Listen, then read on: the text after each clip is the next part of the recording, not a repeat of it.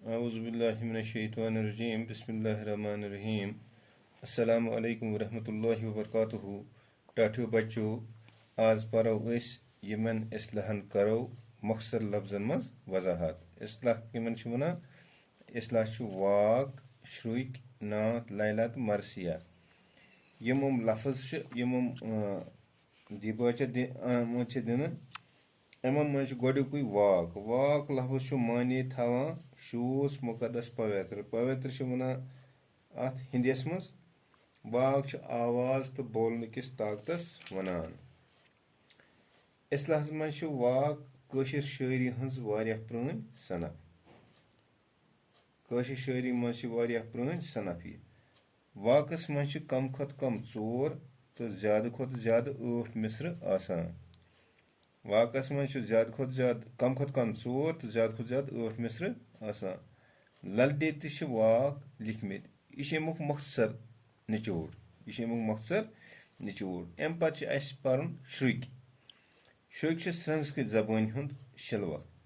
श्रुक आमुत संस्कृत जबान मज कड़न अत वन शिलवक लफ्ज बिगड़ेमज सूरत अमुक इंतखाब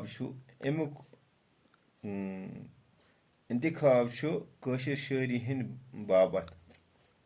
दपान अम श्रुक इंतखाब कशिर शायरी हिंद बाबत कोरमुत मशहूर रूहानी बुजुर्ग हजरत शेख नूरुद्दीन रिशी सबन अमुक इंतखाब गोड़थ कोरमुत कमुक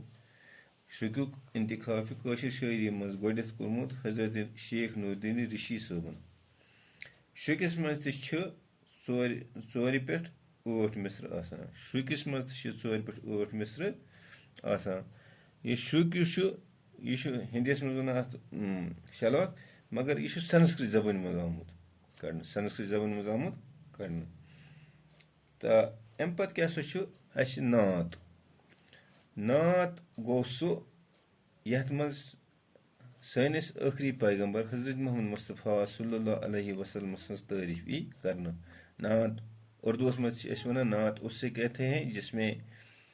पैगंबर आखिरी ज़मान हजरत मोहम्मद सल्लल्लाहु अलैहि वसल्लम की तारीफ की जाए तथ वन नात तो लैला संस्कृत जबान हुंद